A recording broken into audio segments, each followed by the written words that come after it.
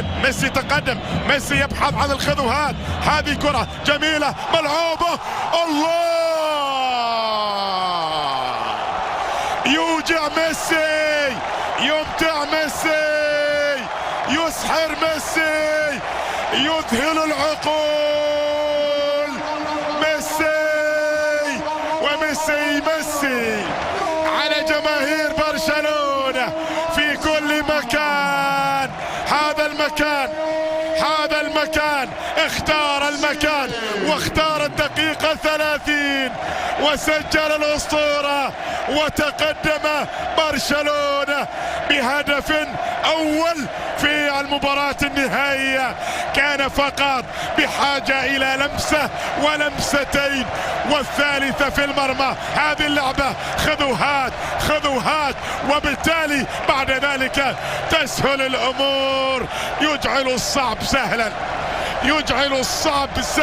نعم ميسي، ولا أحد مثل ميسي يجعل ما يراه البعض صعبا يجعله في غاية السهولة واليسر. يأتي الهدف الأول ويفرح باسم الأسطورة ليو ميسي، وهذه ضربة حرة. الله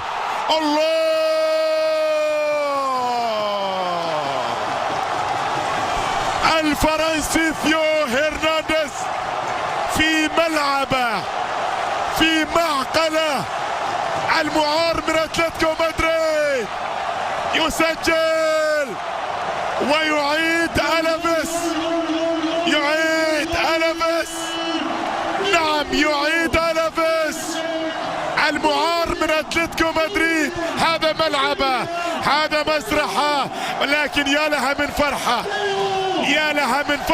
ويا لها من كرة قوية للاعب دييغو سيميوني. هذا الفرنسي اللي عمره 19 سنة، المعار من اتلتيكو مدريد ثيو هرنانديز، يسجل بهذا العنف وهذه القوة وهذه الدقة. بالفعل كرة في غاية الدقة، كرة تلعب صعبة جدا. يمر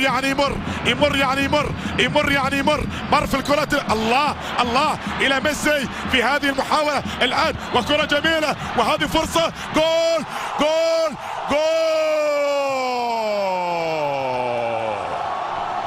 هدف برشلوني ثاني عن طريق نيمار.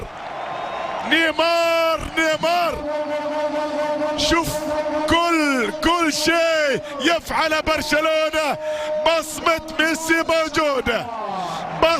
ميسي موجودة. يمر يعني يمر.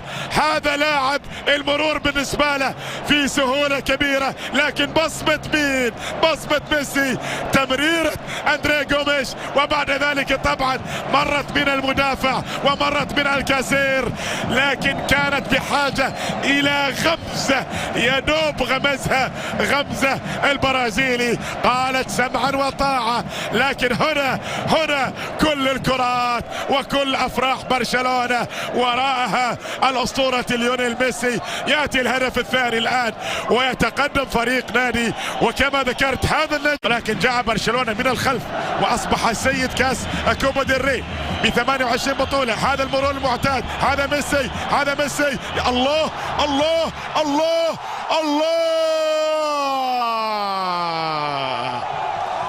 يا أخي، أنت عندك ميسي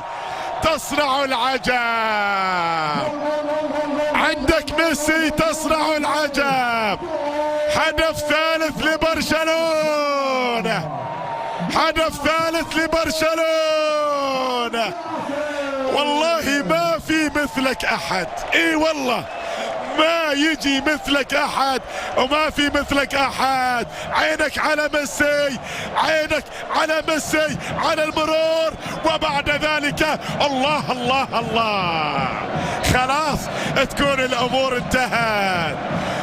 الأمور انتهت. يفعل ما يحلو له. يقدم في كرة القدم شيء أقرب إلى الخيال. ما في مثل أحد، ما يجي مثل أحد. هذه التمريرة وهذه الكرة وهذا الهدف.